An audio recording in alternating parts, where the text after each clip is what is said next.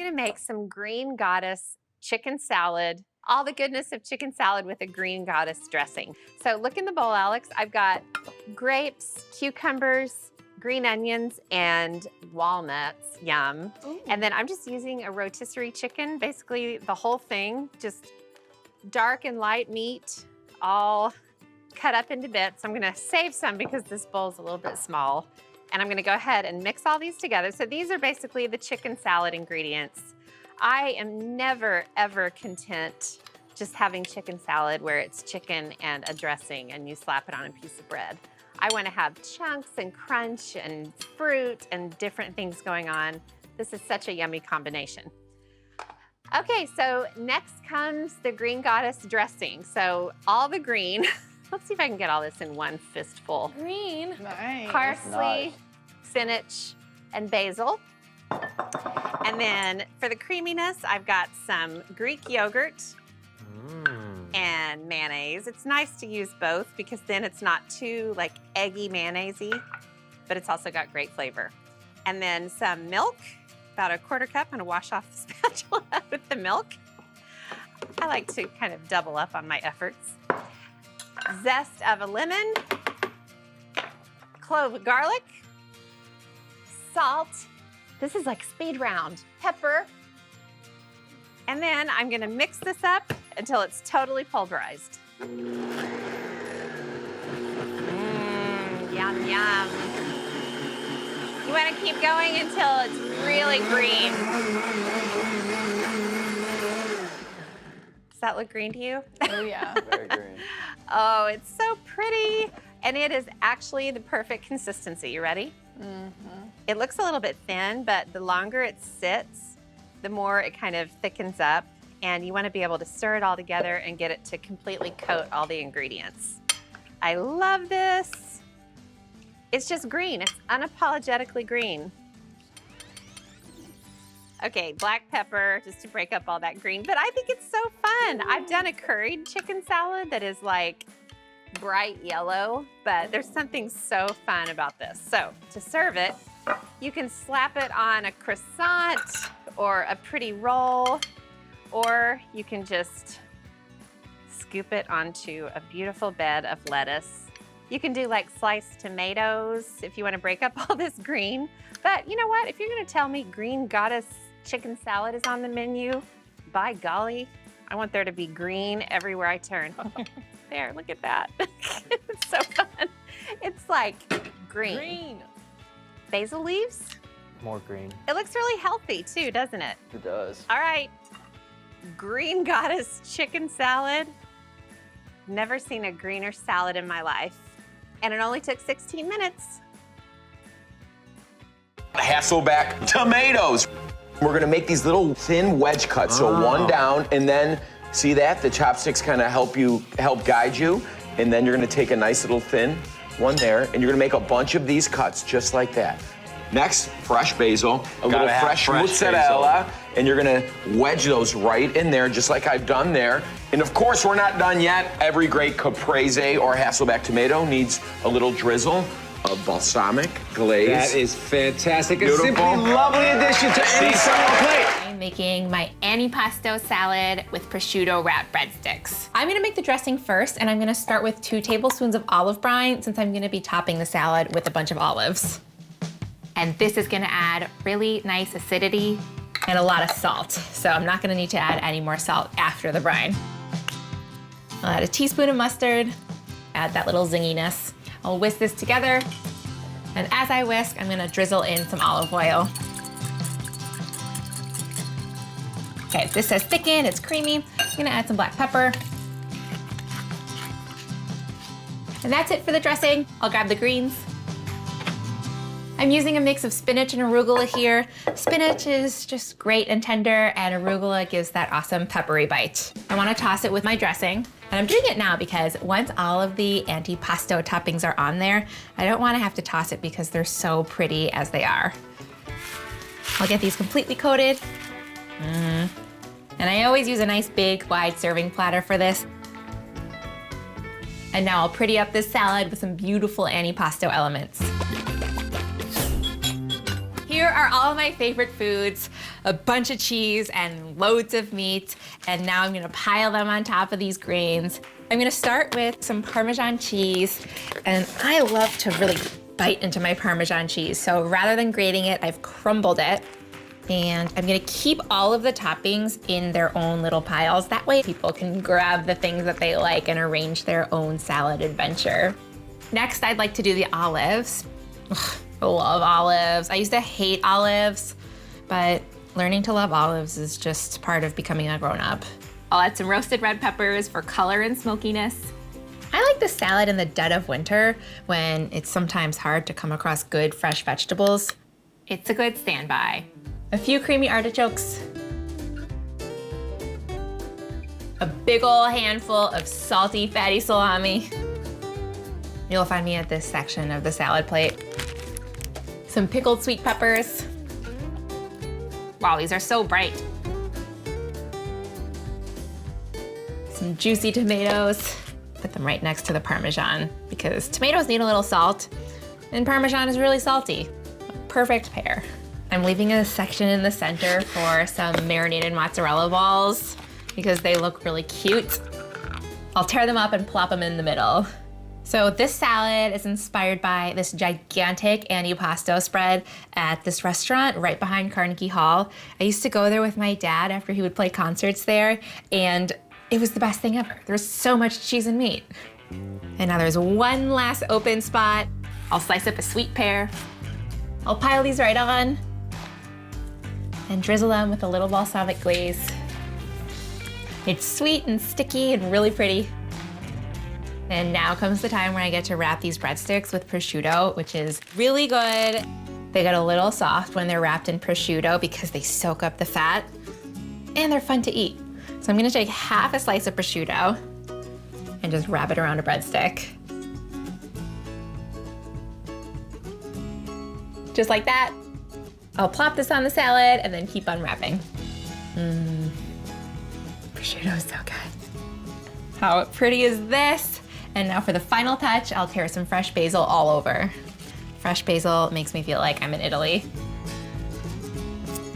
I don't think anyone's gonna notice if I have a bite. A little mozzarella, a little salami, an olive.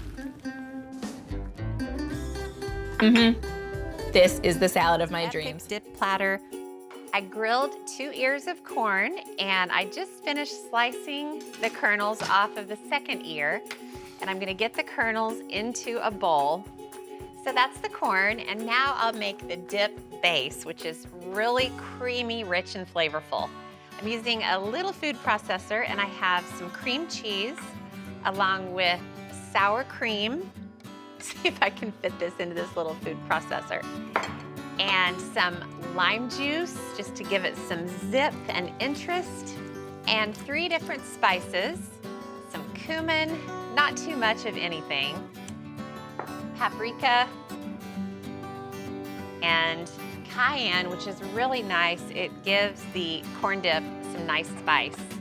I'm also gonna add some hot sauce, which adds heat, but it also gives it some extra flavor.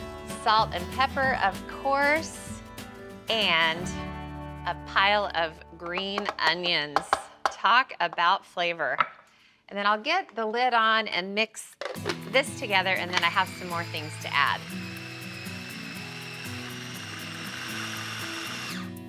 So far, so good. Now I'm really gonna up the game here. I have 3 different cheeses.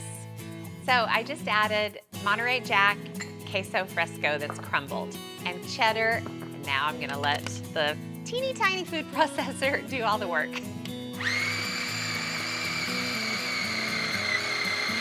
Okay, I think that looks great.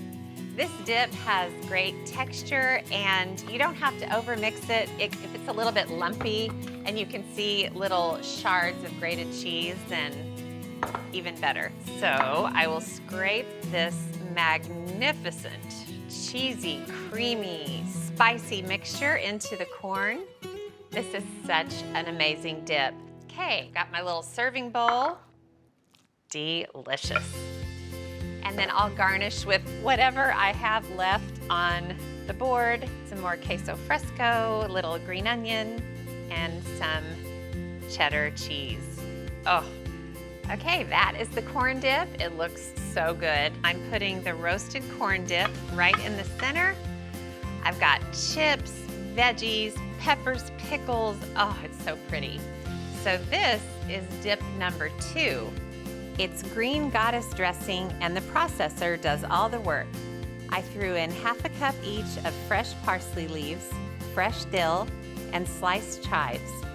Then I added a tablespoon of tarragon, the juice and zest of a lemon, a minced garlic clove, some salt and pepper, 2 medium diced avocados, a cup of mayonnaise, and a cup of sour cream.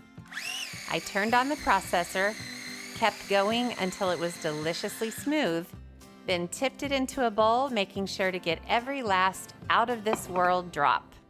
Okay, and then this is dip number 3. I think I saved the best for last. It looks simple, but boy, is it incredible. This one is whipped feta. All I needed was my processor, a cup of Greek yogurt, a cup of crumbled feta, 4 ounces of softened cream cheese, and a splash of heavy cream. I processed it until it was smooth and creamy and scraped it into a bowl, disciplining myself not to eat it. Then just garnished it with some dill sprigs. You seriously have to try this. I love Belgium. I love their style. It's a combination of both elegant and earthy. In fact, it's what inspired the barn. And when I go there, I love a restaurant called Pain Quotidien, and they had the most incredible sandwich when I went, and it was tuna salad with hummus. And I thought, that's the bizarrest combination I ever heard. But when I ate it, I thought, it's absolutely delicious. So that's what I'm making today. I'm starting with good tuna, and it's Italian tuna packed in olive oil. I just find it has really good flavor. I need 14 ounces. One of the nice things about the sandwich is everything tastes better if you make it a little ahead of time. I've already made the hummus, and now I'm making the tuna salad. I'm just going to drain the tuna. I want a little bit of the oil, but not all of it. Okay, into a big bowl to mix it all together. I'm just going to flake it a little bit. Now I'm just going to add some really good ingredients. They're sort of classic tuna ingredients, but with the volume turned up. So the first thing is a 1/4 cup of chopped celery.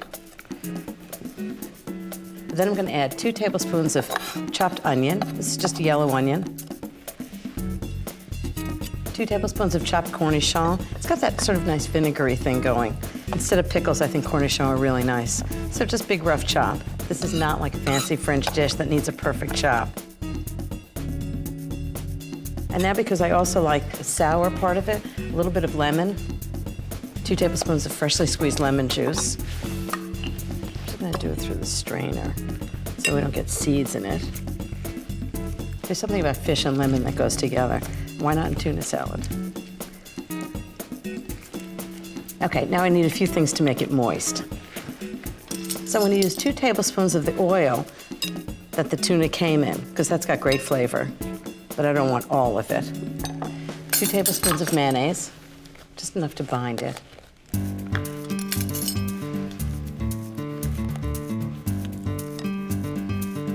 One teaspoon of mustard. I use Dijon mustard.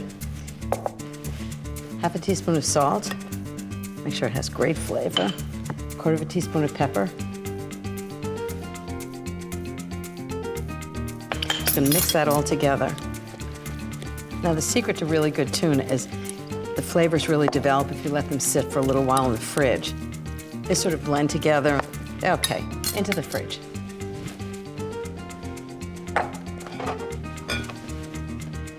Like tuna, the hummus actually is much better when it sits in the fridge for a while. Flavors really develop. You can buy hummus, but it's so much better when you make it yourself. Drain 2 cups of canned chickpeas and reserve the liquid. Then put the chickpeas into the bowl of a food processor fitted with a steel blade and add 2 tablespoons of the reserved liquid. Add 1/3 cup of tahini, which is a paste made from ground sesame seeds. It's delicious and nutty. Add 4 cloves of minced garlic and 6 tablespoons of freshly squeezed lemon juice. That's going to be about 3 lemons. Now for a real kick, 8 dashes of Tabasco sauce, or as much as you can stand, and 2 teaspoons of kosher salt. Process the hummus until it's moist and thick and coarsely pureed. And that's it. Okay, a couple of hours in the fridge, and I'm ready to make sandwiches.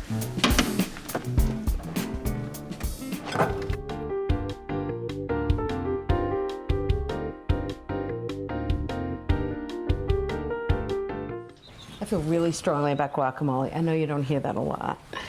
But I just think usually it's this puree of avocados that doesn't have a lot of flavor. And I just think it's got to have lots of flavor and be really chunky. This is how you take the pit out of the avocado. Just like that.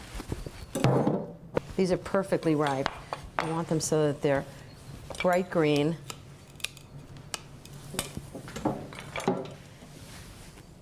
And they're ripe enough so that they come out of the shell really easily. If they're too ripe, you'll find they're really brown. These are just perfect. So green around the outside and yellow in the middle. These are gonna be so good when Jeffrey gets home with chips and margaritas while the tequila lime chicken cooks. Gotta have something special when he walks in the door. Okay, one more half. See, when they're ripe, it comes out really easily and it's beautiful. Okay, now I'm gonna season it. You know, people ask me all the time, what's the best way to keep the guacamole green? And there's really one key ingredient, lemon juice. There are all these theories about having the seed in it. Forget it. It's really about fresh lemon juice, and it's got to be freshly squeezed lemon juice. Okay, we've got that. And then all kinds of delicious things to season it with. Hot sauce. I like when it's really spicy. You can decide how hot you want yours.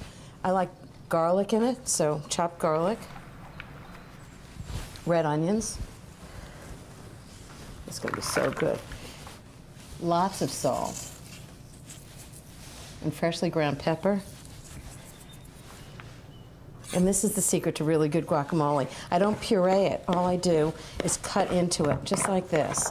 So it's really chunky. It mixes the ingredients together. And it stays really chunky this way. Just run your knife through the avocados. Okay, just mix it up and make sure the flavors are well blended. And the last thing I add is tomato. So I've chopped tomatoes. I've taken the seeds out. I put the tomatoes in last because I don't want it to color the guacamole. Just toss it lightly. I'm sure it needs more salt. I really want to get the right balance of avocado, lemon juice, salt and pepper. Little salt. That's pretty good. I think Jeffrey's going to love it with corn chips, yellow corn chips, blue corn chips, or you can even get red corn chips. How crazy is that? That's going to be really good. I'm making a chicken salad sandwich with my bacon jam. Oh yeah, I'm taking chicken salad to another level. So I picked up a roaster from the supermarket, super cheap, so easy to do. Instead of you having to go through the fuss of baking a small chicken yourself, you can just pick it up from your grocer. And all I'm doing is taking off the skin and just hand picking it. There's no special technique in doing this. Just pick it till you pick it dry. So I'm pulling the chicken a little bit more with my hand. You can keep this simple and just hand shred it, or if you want it a little smaller, you can chop it up.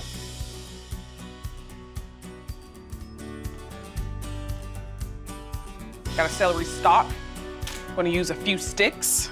I'm just gonna give this a rough chop. 1 red bell pepper. I want it to have a little sweeter flavor. And red pepper is just prettier. Gives it that pop of color. Got a little bit of garlic powder. This is to taste. If you feel like you need to add a little bit more, by all means add more, but this is definitely just from the heart. Teaspoon of paprika. I eyeball my mayo, so it's about a cup total. To take it up a notch, I add a Dijon mustard because it just gives it that tangy bite. Salt, a little bit of cracked black pepper.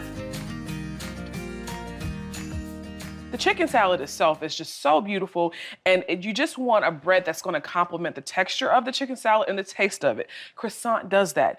It's buttery, it's flaky, it's just right. I'm gonna slice out my bread first and then add in the chicken salad. Got yourself a cute little chicken salad sandwich. I'm gonna add homemade bacon jam to these chicken salad sandwiches. So I'm gonna assemble the sandwiches now, and I'm gonna let my girls put the bacon jam on it themselves when we get to the park.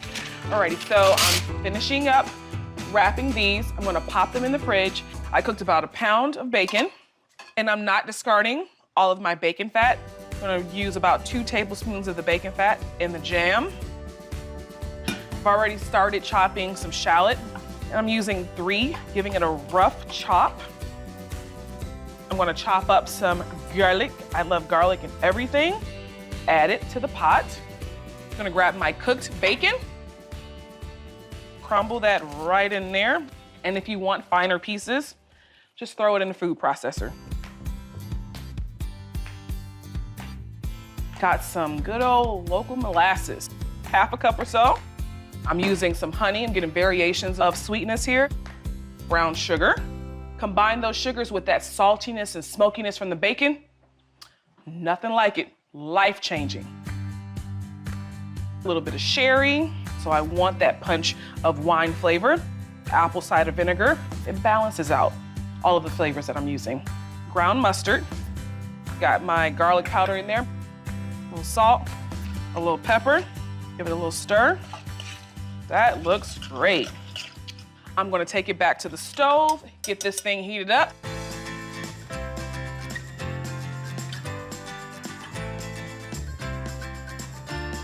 Right, so I brought it to a boil. I'm gonna reduce the heat now and let it simmer until it gets nice and thick. When I think of Greek food, I always think it's casual, it's fresh, it's outdoors. It's going to be really nice. My friends, the Greenwalds, know I'm bringing dinner. They don't know what I'm bringing, so I'm going to surprise them. So I've got Greek lamb with tzatziki. I thought, Greek salad. This I can make in my sleep. So first the vinaigrette. 1/2 cup of olive oil. That should be about right. 1/4 cup of red wine vinegar. I always like to use a good red wine vinegar. Just smell it. You'll know if it's good.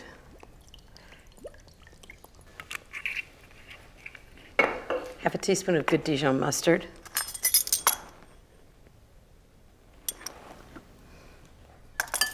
One teaspoon of oregano. You know, usually I use fresh herbs, but in the case of oregano, I think it's really strong. So what I do is I take dried oregano and then just crush it between my hands, and it really releases the oils in it.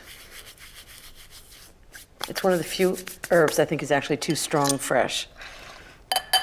Oregano, teaspoon of salt, 1/2 teaspoon of pepper, and of course garlic. I've got 2 cloves of garlic, minced. Just whisk it all together.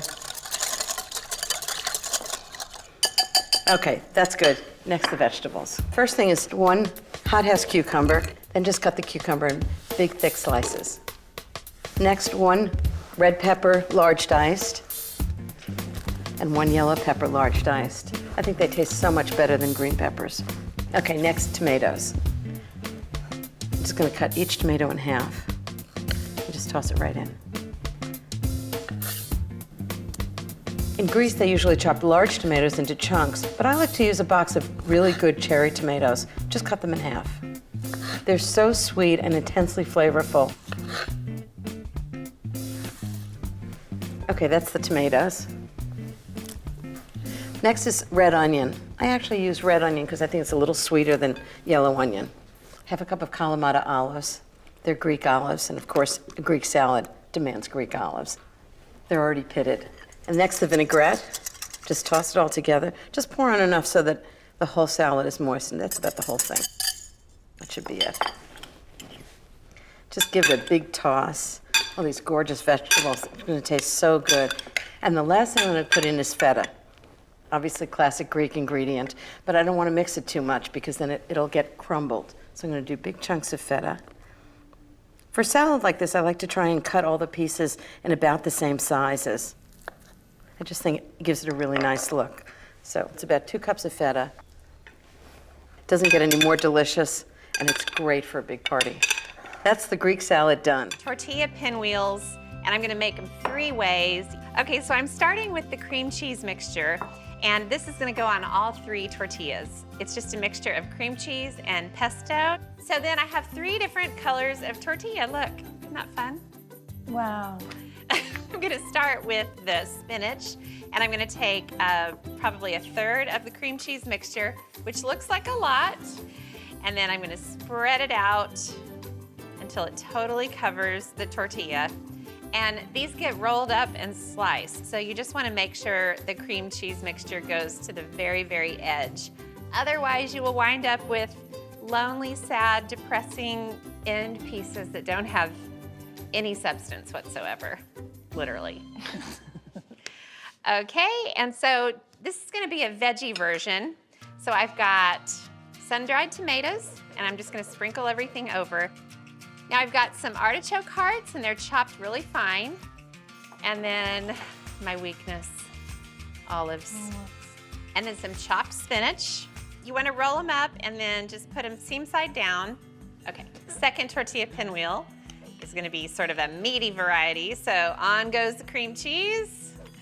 Okay, so I got it on the plain tortilla. So now I've got a mixture of pepperoni, yum yum. Is this a charcuterie wrap? That's what this is, a charcuterie wrap. Ding, ding, ding. Salami. But you're getting the point here that you can basically open your fridge. I've got some prosciutto. This is kind of elevated here. Just whatever you have works in a tortilla pinwheel. Swiss cheese. Alex for the win, calling this a charcuterie tortilla wrap, tortilla pinwheel. Okay, so I'll wrap this up.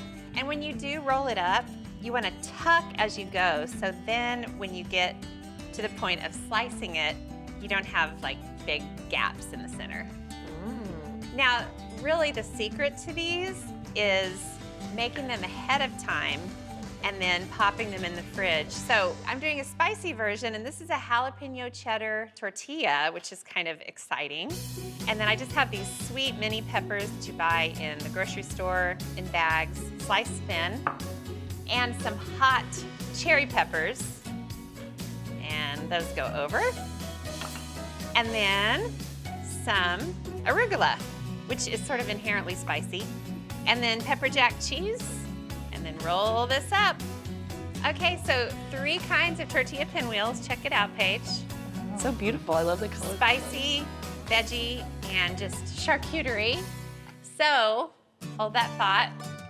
I'm gonna slice them up, but I've already got some that I made, and they're in the fridge. I actually made these yesterday, so the tortillas are just kind of soft and at one with all of the ingredients. Okay. Things are about to get exciting. I'm gonna unwrap and slice all of these and then put them on the platter.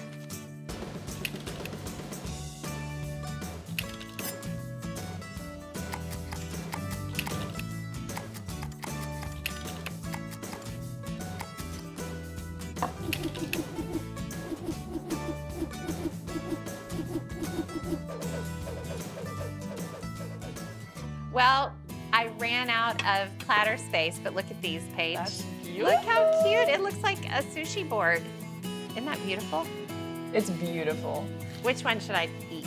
That one. The spicy one? Okay. Yeah. Mmm. Winner. I'm on the hunt for fig leaves. So the dirty little secret of East Hampton is the season's really too short for the figs to develop, but I use fig leaves for all kinds of things. Platters, cheese trays. They're really great because they're flat and they're big and they're gorgeous. I just take them in, wash them off, dry them, and use them, and you can save them in the fridge. So the first thing I always do with a cheese platter is put down some green leaves. These are fig leaves from my garden, but if you don't have a fig tree in your garden, you can use hydrangea leaves, you can go to the florist and get galax leaves, whatever you have that's sort of big, green, and flat. Okay, the next thing I always do is I always put a big bunch of grapes right in the middle. It can be a couple of bunches of grapes, actually. The first time I did a cheese platter was like 40 years ago, and my friend Anna Pump was with me. And I don't know what it looked like, but it probably looked like a dog's breakfast. And she came over to me and she said, okay, now take everything off the platter.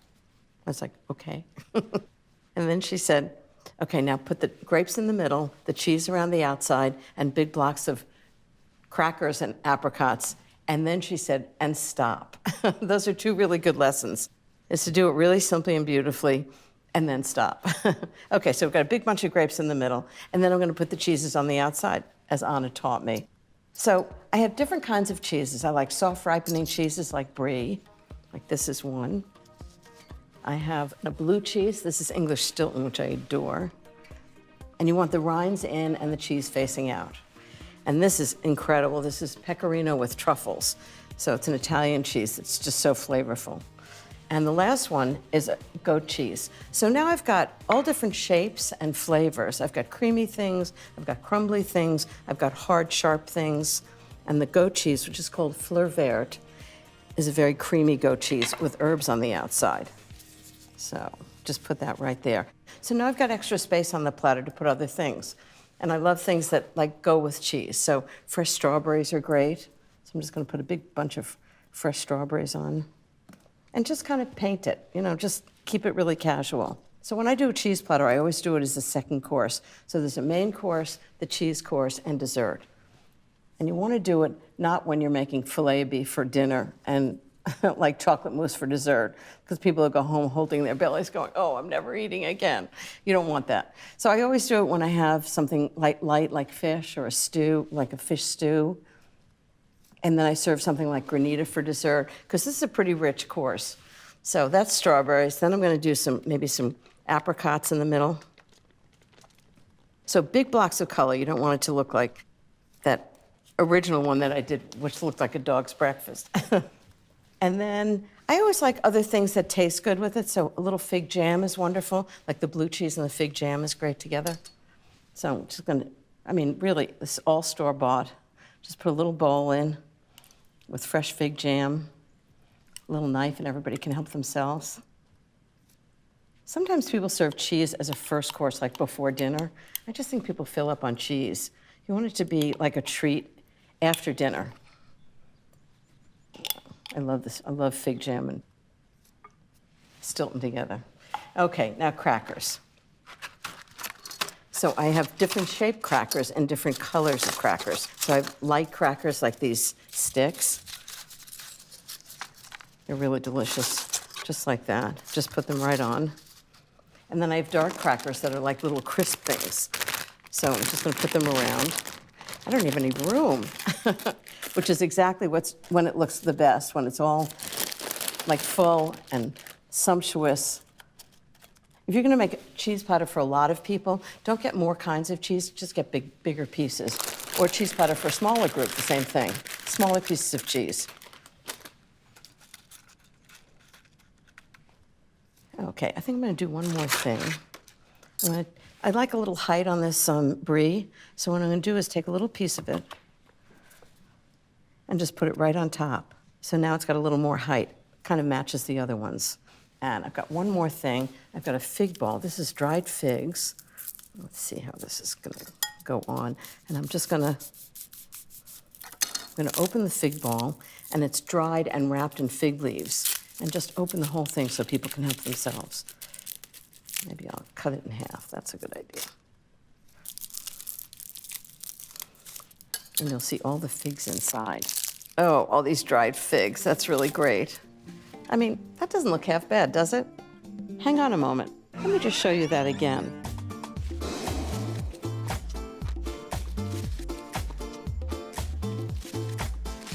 I mean, how easy was that? It's 5 minutes, it looks really impressive, and there's no cooking at all. That's what I call fun.